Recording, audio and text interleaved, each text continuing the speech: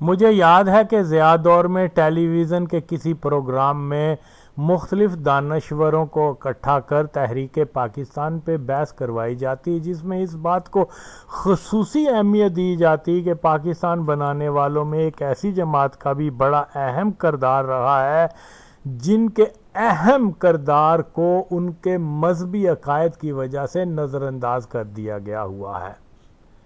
ضیاء دور سے لے کے آج تک پاکستان کے ذرائع ابلاغ میں کبھی دبے اور کبھی کھلے لفظوں میں پاکستان بنانے کا سارا کریڈٹ قادیانی جماعت کو ہی دیا جاتا ہے۔ نامعلوم افراد کی پیداوار لبرل اور نام نہاد لیفٹسٹ ہر دور میں پاکستان کو قادیانی جماعت ساختہ کے طور پر بیان کرتے ہیں اور اپنے بیان کی دلیل میں یہ کہا کرتے ہیں کہ جی اسلامی جماعتوں نے تو پاکستان بنانے کی سخت مخالفت کی تھی، جس میں ابو کلام آزاد، مودودی، عطا اللہ بخاری، احرار و مکتبہ دیوبند، اہل حدیث، یہ سب پاکستان مخالف تھے۔ درست ہے کہ ان مذہبی جماعتوں نے پاکستان کی مخالفت کی تھی، اور اگر یہ جماعتیں تحریک پاکستان کی مخالفت نہ کرتیں تو آخری وقت میں قادیانی جماعت کو قائد اعظم کے نزدیک آنے کا موقع ملتا ہی نہ۔ یعنی ان مذہبی جماعتوں کو انگریزوں نے اس طرح استعمال کیا کہ تحریک پاکستان کی مخالفت کروا کر قادیانی جماعت کا مسلم لیگ میں سرایت کرنے کا دروازہ کھول دیا۔ اب دیکھنا یہ ہے کہ جن مذہبی جماعتوں نے پاکستان کی مخالفت کی، ان کے مسلک و سیاسی نظریات کے پیروکاروں کی ہند کی مسلم آبادی کی شرح کتنی تھی، تو معلوم دار ہے کہ اہل حدیث، دیوبندی، جماعت غیر اسلامی وغیرہ کی زیادہ سے زیادہ تعداد 18-15% بھی نہیں تھی پوری ہند کی آبادی میں جو مسلمان آبادی ہے، اور اہل سنت والجماعت بریلوی مسلک کم سے کم 65 سے 70% اور اہل تشیع زیادہ سے زیادہ 15 سے 20% تھے۔ لہٰذا ہندوستان کی مسلم آبادی کی 80% سے زیادہ آبادی نے پاکستان بنانے کی تو مخالفت کی ہی نہیں، تو یہ کہنا درست ہوگا کہ ایک مسلم آبادی کا ایک اقلیتی گروپ پاکستان مخالف ضرور تھا، جبکہ کثیر تعداد باری اکثریت مسلم آبادی پاکستان بنانے کے حق میں تھے، اور اس کے لیے انہوں نے بہت سی قربانیاں بھی دی۔ اس منطقی تناظر میں یہ کہنا کہ مذہبی جماعتوں نے پاکستان کی مخالفت کی تھی درست نہیں ہے۔ قادیانی جماعت دلیل کے طور پر پیش کرتی ہے کہ جناب لاہوری جماعت کی تعداد ہمارے مقابلے میں کچھ نہیں، لاہوری تو آٹے میں نمک کے برابر ہیں، ان کی کہی کوئی بات یا عمل بے معنی ہے۔ مگر جب بات پاکستان تحریک کی ہوتی ہے تو وہاں مسلمانان اہل ہند کا وہ طبقہ جو آٹے میں نمک کے برابر ہے، ان کی مثال دینے میں یہ دیر نہیں کرتے۔ دیکھو جی، انہوں نے تو پاکستان بنانے کی مخالفت کی تھی، ملا کہہ کر تو اس میں سب کو شامل کر دیتے ہیں۔ یہ ایک خیانت ہے، یہ ایک چیٹنگ ہے، فریب ہے۔ تو جن قادیانیوں کا کوئی اصول ہی نہ ہو، ان کی کسی بات کو کیسے درست مان لیا جائے؟ جھوٹ پہ جھوٹ اب کہا جا رہا ہے کہ یہ قادیانی جماعت ہی تھی جس نے پاکستان بنایا۔ واہ جی واہ، پاکستان کے لیے لاکھوں مسلمان کٹ مرے اور قادیانیوں کو نہ ہنگ لگی نہ پھٹکری، تے اتوں پاکستان دے مالک وہ بن گئے چوکھے۔ تو اس میں کوئی شک نہیں کہ قادیانی جماعت نے تحریک پاکستان کی حمایت نہیں کی تھی، اور نہ ہی اس تحریک کا کبھی ہراول دستہ بنے تھے۔ جس زمانے میں تحریک کے پاکستان زور و شور پہ تھی، یہ زمانہ دوسری جنگ عظیم کا زمانہ تھا، اور قادیانی لیڈرشپ کی ساری توجہ یہ تھی کہ برطانیہ اس جنگ میں فتح یاب ہو، اور اس کے لیے قادیانیوں نے اپنے نوجوانوں کو فوج میں بھرتی کیا۔ صرف برما کے محاذ پہ قادیانی فوجیوں کی تعداد 15,000 کے قریب تھی، جس میں ضیاء الحق ماہی حق بھی شامل تھا، اور قادیانی جاپانیوں کے علاوہ نو آبادی نظام مخالف آزاد ہند فوج کے خلاف بھی لڑ رہے تھے۔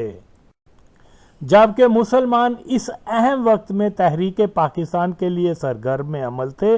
یوں تو قادیانیوں کی لیڈرشپ نے کانگریس اور مسلم لیگ دونوں میں اپنے سینگ پھنسائے ہوئے تھے، اور قادیانی ہرگز امام احمد رضا کے پیروکاروں کے چوچوا شریف پیرمان کی گولڑی کی طرح تحریک پاکستان کے کھلے حامی نہیں تھے، بلکہ پاکستان بننے کے 1 سال قبل تک قادیانی موقف ہرگز تحریک پاکستان سے مطابقت ہی نہیں رکھتا تھا کہ تحریک پاکستان سرزمین ہند میں مسلمانوں کی ایک علیحدہ ریاست کی تشکیل کے خواہاں تھے، اور یہ مطالبہ کر رہے تھے کہ جن علاقوں میں مسلم اکثریت ہے وہ علاقے پاکستان میں شامل کر دیے جائیں، یعنی مسلمانان ہند کے لیے ایک خطہ سرزمین جس کو پاکستان کا نام دیا گیا وہ حاصل کرنا چاہتے تھے، اور یہی تحریک پاکستان کا اصل ہدف تھا۔ مگر اس نقطہ نظر سے ہٹ قادیانی جماعت ایک طرف تو اپنے ایجنٹوں کے ذریعے قائد اعظم کو اس بات پہ راضی کرنے کی کوشش کرتی رہی کہ وہ متحدہ ہندوستان کے طرفدار بن جائیں، کہ پاکستان بننے سے چند ماہ قبل، صرف 8 یا 9 ماہ قبل تک قادیانی جماعت کا موقف اکھنڈ بھارت ہی تھا، جس کا حال الفضل کے 12 اکتوبر 1946 میں یوں ہے۔ کانگریس اور مسلم لیگ کے سمجھوتا کے دشمن ہندو مسلمان، ہندوستان کے ہر بہی خواہ اور ہمدرد کی دلی خواہش ہے کہ اس نازک وقت میں جبکہ ایک طرف تو ہندو مسلم سمجھوتا اور اتحاد پر ہندوستان کی آئندہ ترقی اور خوشحالی کا دارالمدار ہے، دوسری طرف ناچاکی اور نا اتفاقی کی صورتحال میں خوفناک تباہی اور بربادی کا مہیب خطرہ۔ یہ خواہش ہے کہ سمجھوتے کے متعلق دلی میں جو کوشش اور جدوجہد کی جا رہی ہے وہ کامیاب ہو، ہندو مسلمان مل کر ہندوستان کی آزادی اور ترقی میں حصہ لیں، ہندو مسلمان مل کر ہندوستان کی ترقی اور آزادی میں حصہ لیں۔ یہ موقف ہے 12 اکتوبر 1946 تک کا قادیانی جماعت کا، جو کہتے ہیں کہ ہم نے پاکستان تحریک میں حصہ لیا اور پاکستان بنایا۔ 10 ماہ پہلے وہ یہ کہہ رہے ہیں کہ اکھنڈ بھارت بنے۔ آگے کیا فرماتے ہیں یہ بھی سنیں۔ ملک میں امن و آشتی کا دور دارا ہو، لیکن نہایت ہی رنج و افسوس کے ساتھ اس بات کا بھی اعتراف کرنا پڑتا ہے کہ اسی ہندوستان میں ہندوستانی کہلوانے والے اور ہندوستان کی محبت کے بلند بانگ دعوے کرنے والے ایسے لوگ بھی موجود ہیں جو نہیں چاہتے کہ ہندو مسلم سمجھوتے کی بیل منڈے چڑھے، ہندو مسلم مل کر اختلاس وطن کے لیے گامزن ہوں اور ان کی کشمکش اور ناچاکی ختم ہو۔ اس قسم کے لوگ مسلمانوں میں بھی ہیں اور ہندوؤں میں بھی۔ مسلمانوں میں احرار کی ٹولی اور جمعیت علماء خصوصیت سے قابل ذکر ہیں۔ احرار کے طریقہ عمل کا اندازہ ان کے اخبار اعزاز سے جو ان کے نزدیک ترجمان احرار ہے لگایا جا سکتا ہے۔ نواب صاحب بھوپال جو ہندو مسلم سمجھوتے کے لیے سرگرم جدوجہد کرنے کی وجہ سے تمام محبان وطن کے شکریہ کے مستحق ہیں اور تمام شریف طبقے میں ان کا شکریہ ادا کر رہے ہیں، ان کے متعلق اخبار کا نقطہ نگاہ ملاحظ ہو۔ ان کا ترجمان لکھتا ہے، نواب صاحب بھوپال نے ہندوستان کے 2 جلیل القدر رہنماؤں پنڈت نہرو اور مسٹر جناح کو ایک ہی دسترخوان پہ بٹھا دیا۔ نواب صاحب نے مسٹر جناح کو مخاطب کرتے ہوئے فرمایا، کیوں روٹ رہے ہو؟ جانے بھی دو، مان بھی جاؤ، غصہ تھوک کر دل صاف کر لو۔ عبوری حکومت کی کرسیاں خالی دیکھ کر آپ کے ساتھیوں کی رال ٹپک رہی ہے، انہی کے حال پر رحم کھاؤ، کلوا اور شوربہ کھاؤ اور پیو۔ پھر پنڈت جی کو مخاطب کرتے ہوئے فرمایا، کلوا اور شوربہ سے آگے فرمایا، کہ رب ذوالجلال نے تو یہ خبر پڑھ کے ثابت ہوا کہ قادیانی جماعت پاکستان بننے سے کچھ ماہ قبل تک اکھنڈ بھارت کی حامی تھی، اور یہی وجہ تھی کہ وہ نواب آف بھوپال جو کہ ظاہر ہے قادیانی ہی تھا، جس کو قادیانیوں نے ہی بھیجا تھا کہ وہ مسٹر جناح اور نہرو کے درمیان کوئی ڈیل کروا دیں، اور ڈیل کیا تھی کہ مسلمان مطالبہ یہ چھوڑ دیں علیحدہ ایک مسلمانوں کی ریاست کا، اسی لیے وہ کہہ رہا ہے کہ یہ جو ہے عبوری حکومت سنبھال لیں۔ تو یہاں پر واضح طور پر قادیانی جماعت جو ہے وہ کہہ رہی ہے کہ ہندوستان متحد رہے، ہندو اور مسلمان مل کر ہندوستان کی ترقی کے لیے کام کریں۔ اب یہ دعویٰ کہ پاکستان بنایا ہی قادیانیوں نے ہے، ان کے اپنے ریکارڈ، ان کے اپنے رسالے الفضل کے مطابق وہ اکتوبر 1946 تک اکھنڈ بھارت کے حامی تھی قادیانی جماعت۔ اس میں آگے مزید اس کی تشریح کر دیتا ہوں۔ الفضل 5 اکتوبر 1946 کے مطابق حضرت امیر المومنین خلیفہ المسیح الثانی ایاد اللہ تعالی دلی میں آج حضرت مرزا بشیر احمد صاحب 8 یارک روڈ نئی دلی 3 اکتوبر بذریعہ ڈاک دلی میں موجودہ سیاسی الجھن کو سلجھانے کے لیے حضرت امیر المومنین خلیفہ المسیح الثانی ایاد اللہ تعالی بنظرہ العزیز کی مسائی کا مختصر ذکر ہو، نہ ایڈا لمبا تے ذکر مختصر، اور خدا دا واسطہ قادیانیوں جان دے ہو۔ بہرحال گزشتہ رپورٹ میں گزر چکا ہے۔ اس کے علاوہ حضور کی ملاقات نواب صاحب بھوپال، چانسلر اور چیمبر آف پرنسز سے ہو چکی ہے، جو یہاں موجودہ سیاسی صورتحال کے تعلق میں تشریف لائے ہوئے ہیں۔ علاوہ ازیں ایک دعوت کے موقع پر سر ناظم الدین صاحب آف بنگال اور سردار عبدالرب صاحب نشتر آف سرحد کی بھی حضور سے ملاقات ہوئی، یعنی او بھوپال دا نواب، بنگال دا نواب تے صوبہ سرحد دا نواب سارے مرزائی کٹھے ایک تھا ہو گئے۔ ہائے ہائے ہائے، واہ واہ واہ۔ موجودہ سیاسی حالات بڑی سرعت کے ساتھ کسی نہ کسی نتیجہ خیز صورتحال کی طرف قدم بڑھا رہے ہیں، اس لیے احباب کو دعاؤں کی طرف زیادہ توجہ دینی چاہیے۔ آج حضور نے سابقہ اعلان کے مطابق اکتوبر کے مہینے کی پہلی جمعرات کا روزہ رکھا۔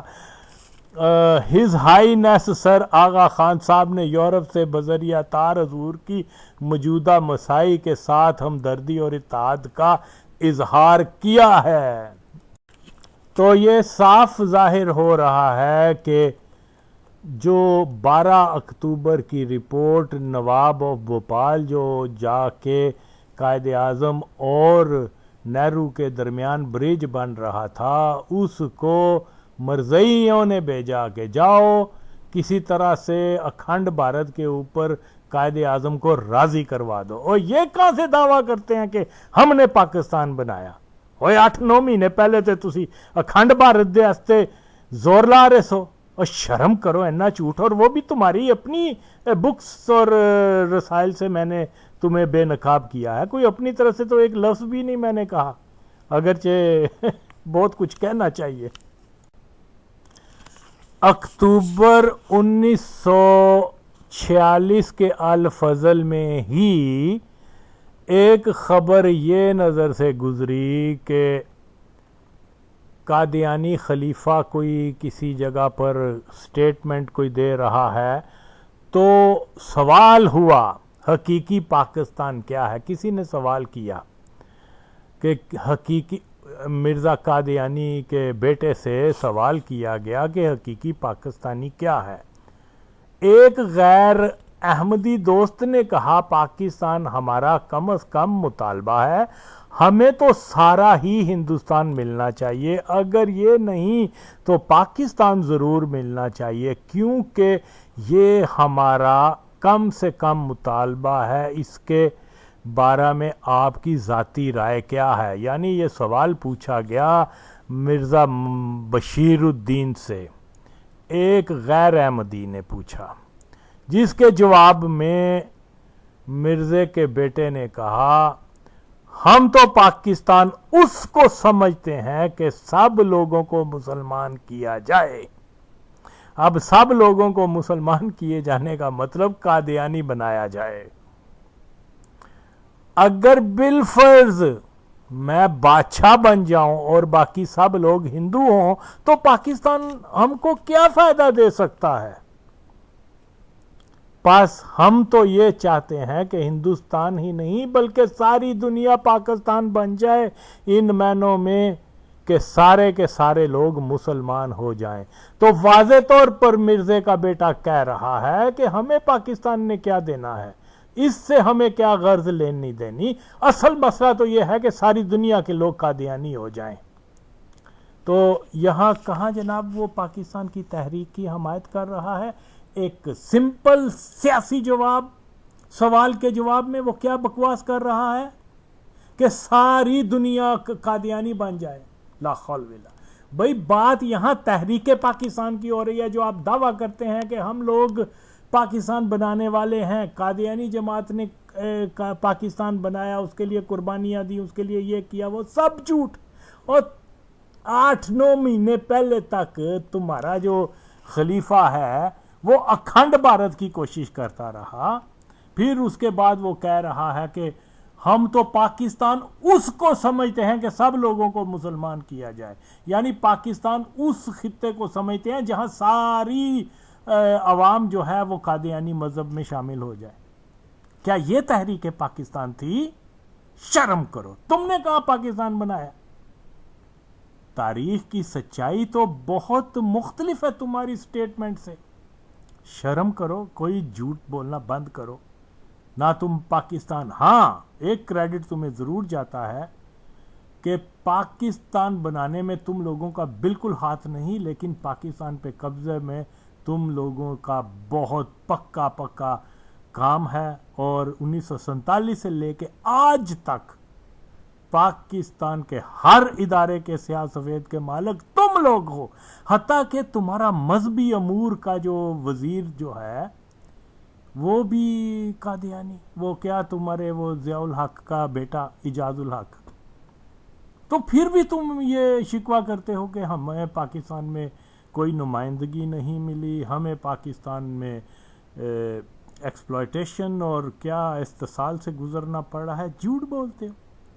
وہ سارے جرنل تاڑے، سارے وزیر اعظم تاڑے، سارے وزیر مشیر، جج، جگیردار، صنعتکار، سب لوگ تمہارے وہاں پاکستان میں، کچھ کی تو 5 انگلیاں گھی میں ہوتی ہیں، تم لوگوں کی تو 10 انگلیاں گھی میں ہیں یار، پھر بھی تم جھوٹ بولتے ہو۔ شرم کرو، بش کو جا کر کہتے ہو، ٹرمپ کو جا کر کہتے ہو، ساری دنیا میں واویلا مچاتے ہو، ہمارے اوپر پراسٹیکیوشن ہو رہی ہے۔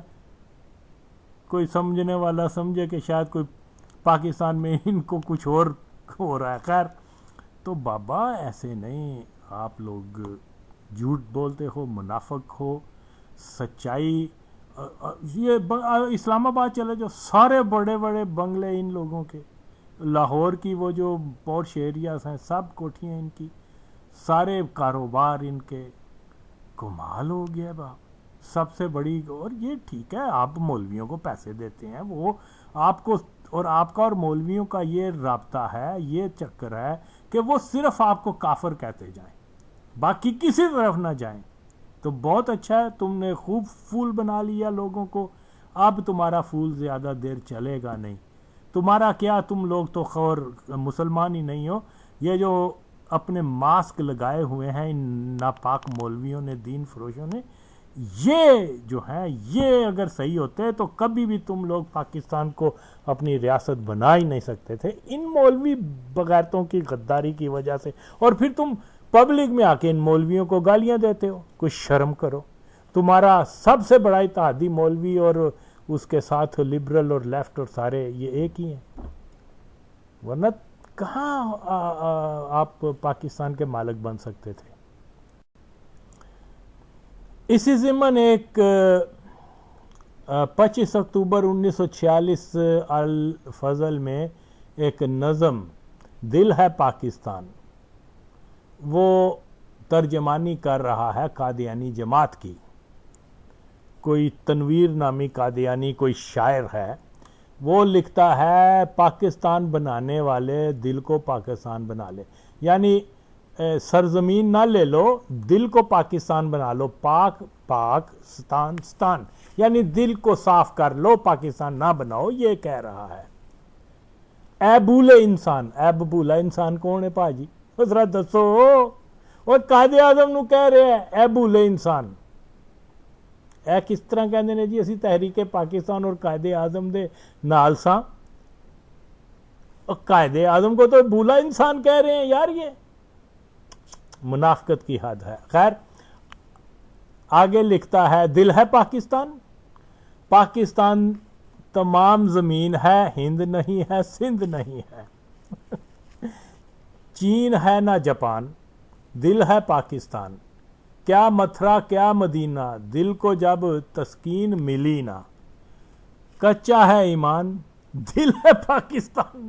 کیا بے تکا شاعری ہے. خیر، مسلم آج ہے راکھ کا تودا، سوکھا پودا کھوکھا پودا، جس میں نہیں ہے جان، دل ہے پاکستان. سن یہ آواز مسیحا، اٹھ اے مردے زندہ ہو جا.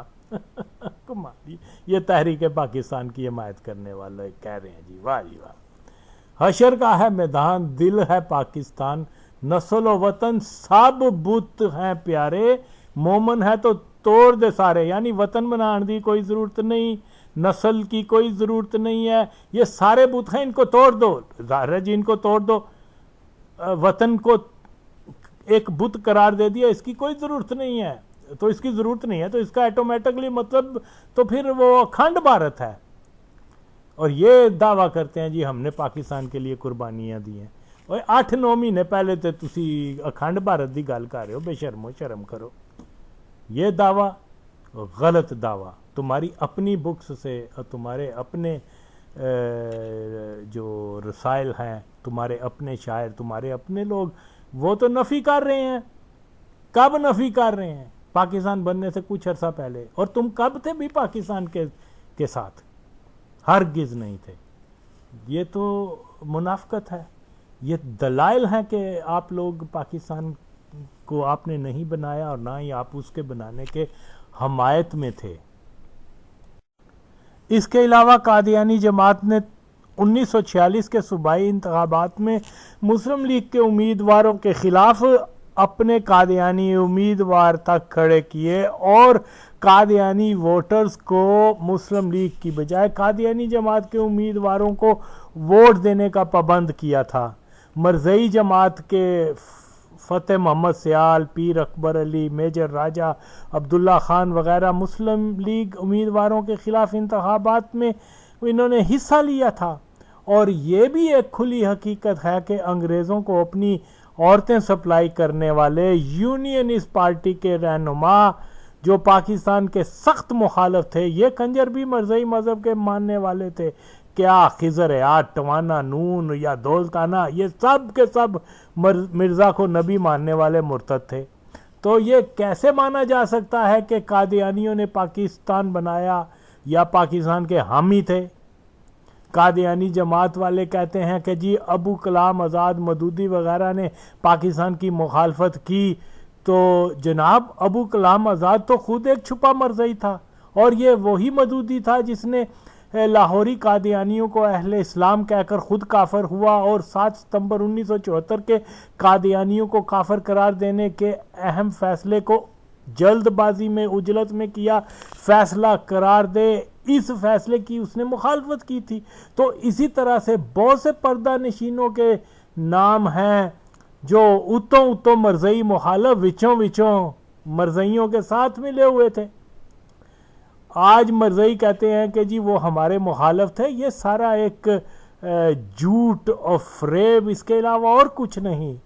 تو بے شک جن لوگوں نے مرزائیوں کے ساتھ مل کر خفیہ اندر خانی طور پہ مل کے پاکستان کی مخالفت کی، یہ ایک وہ مسلسل ایک دھوکہ دہی ہے. اور لوگوں کو یہ بات سمجھنی ہوگی کہ پاکستان کی مخالفت میں قادیانی جماعت اور اس کے اتحادی پیش تھے. البتہ قادیانی اپرچونسٹ نکلے. انہوں نے جیسے ہی پاکستان بنا تو وہ گرگٹ کی طرح رنگ بدل کے، قائد اعظم بیچارے کو کیا پتہ، اس کو تو ان چیزوں کی اتنی معلومات نہیں تھی. وہ ایک وکیل تھا، ویسٹرن اس کا لائف سٹائل تھا، لیکن وہ تھا کمیٹڈ بندہ. ایک چیز چاہتا تھا کہ مسلمانوں کے لیے ایک علیحدہ ملک بن جائے. اس لیے اس کی نیت کو ہم جو ہے وہ کریڈٹ دیتے ہیں، اس کی ڈٹرمینیشن کو کریڈٹ دیتے ہیں. He was man of principle, اور وہ جھکا نہیں. اس نے کوئی اس طرح سے نہیں کی. اور آج اگر پاکستان نہ بنا ہوتا تو مسلمانوں کا کیا حال ہوتا، یہ تو بہت برا حال ہونا تھا. جیسا بھی ہے پاکستان بن گیا، اور اس کے ساتھ ساتھ اب ہم نے اس پاکستان کو بچانا ہے. کیسے بچایا جا سکتا ہے؟ وہ یہی ہے کہ پاکستان مخالف قوتیں، خواہ وہ قادیانیوں کے نام سے ہوں یا دوسرے ناموں سے، ان کو پاکستان کے اداروں سے پہلے نکالیں. اور پاکستان کے جو پیٹریوٹک ہیں، جن کے بزرگان نے پاکستان کے لیے سٹرگل کی، قربانی دی، خون دیا، اور بہت سے جو ہے مراحل سے گزر کے پاکستان بنا، وہ تو بیچارے آج کوئی جھونپڑیوں میں رہ رہے ہیں. ان کی اولادیں کوئی گمنام سپاہی ہیں. اور جو شریک کاروان نہ تھے، وہ مرزائی وغیرہ یہ سارے پاکستان کے مالک بن چکے ہوئے ہیں. مولویوں کو انہوں نے، قادیانیوں نے خرید لیا ہوا. بس مولویوں کو یہ کہہ دیا کہ زور سے نعرے لگاؤ ہمارے خلاف، ہمیں کافر بولو، مرتد بولو، زندیق بولو، جو مرضی بولو، لیکن ریاست کے اندر جو ہمارا کنٹرول ہے اس کے خلاف نہ بولو. اور آپ دیکھ لیں کیا لنگڑا شیطان، کیا طارق جمیل، کیا وہ باجوائی، اور یہ سب دین فروش مولوی جو ہیں صرف قادیانی مرتد، قادیانی مرتد، قادیانی. حالانکہ اور یہی ایسے ناپاک لوگ ہیں کہ وہ فوراً وہ قادیانی افسروں کو جا کے سلوٹ بھی کرتے ہیں، اور فوج کو، اور کھلا قادیانی ہے عمران خان. ایک ایک ان کو میں نے وہ بھیجے ہیں ثبوت. لیکن یہ اس قدر بزدل اور اس قدر منافق لوگ ہیں کہ واضح ثبوت پانے کے باوجود وہ نہیں بولتے کہ جناب آئیں شریعت کے مطابق مرزا کو جو ہے قذاب کہیں اور پھر ہم آپ کو مسلمان مانیں گے. سوال ہی پیدا نہیں ہوتا. اور گلہ اور جڑیں. اب یہ مردانگی ہے ان کی کہ مرزائی کو مرزائی نہیں کہہ سکتے، اور دعوے دیکھو کتنے بلند. ان کا کام کیا ہے ان پلیت لوگوں کا؟ جو اور یا مقبول جان جیسا ناپاک شخص جو مرزے کی قبر پہ جا کے فاتحہ پڑھنے والا ہے، اس کو تو یہ عاشق رسول کہتے ہیں. اب کیسے آپ مرزائیوں کا مقابلہ ان جیسے ناپاک مولویوں کی رہنمائی میں کیسے کر سکتے ہیں؟ آئے میرا ساتھ دیں، میرے ویژن کو اپنائیں، پھر ہم ایک مضبوط طاقت بن سکتے ہیں مرزائیوں کے خلاف. ادروائز تو بڑا مشکل ہوگا.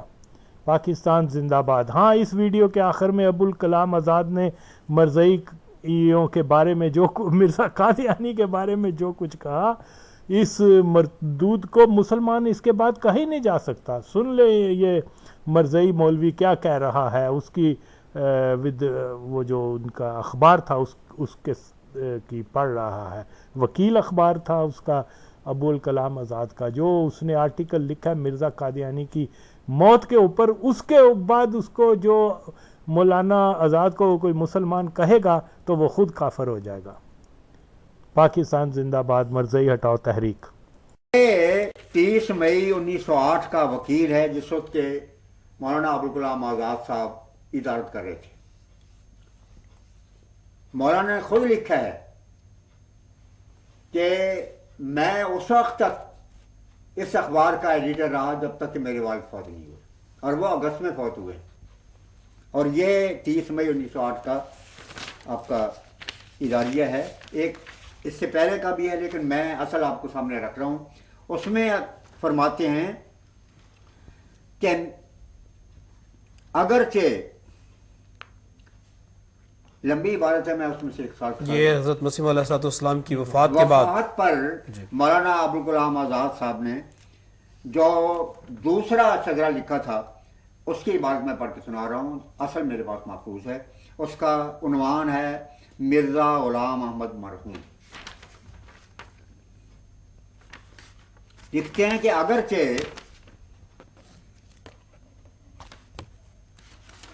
اگرچہ مرزا صاحب نے علوم مروجہ اور دینیات کی باقاعدہ تعلیم نہیں پائی تھی, مگر ان کی زندگی اور زندگی کے کارناموں کے مطالعہ سے معلوم ہوتا ہے کہ وہ خاص فطرت لے کر پیدا ہوئے تھے جو ہر کس و ناقص کو نصیب نہیں ہو سکتی.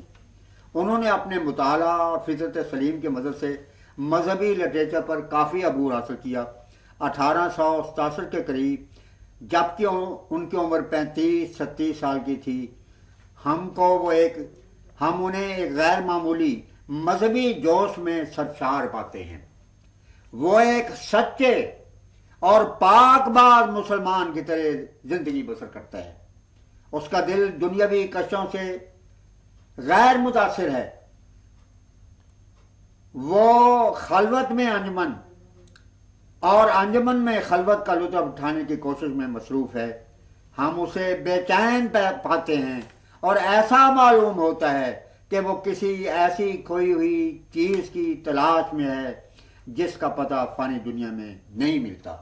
اسلام اپنے گہرے رنگ کے ساتھ اس پر چھایا ہوا ہے.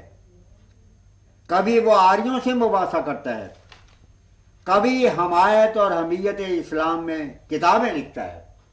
1886 میں بامقام ہوشیارپور آریوں سے جو مباحثات اس نے کیے تھے ان کا لطف اب تک دلوں سے ماغ نہیں ہوا. غیر مذاہب کی تردید اور اسلام کی حمایت, یہ دعوت اسلام ہے. غیر مذاہب کی تردید اور اسلام کی حمایت میں جو کتابیں انہوں نے تصنیف کی تھیں ان کے مطالعہ سے جو وجد پیدا ہوا وہ اب تک نہیں اترا. ان کی ایک کتاب برائن احمدیہ نے غیر مسلموں کو مروب کر دیا اور اسلامیوں کے دلوں کو بہت بڑی تقویت دی.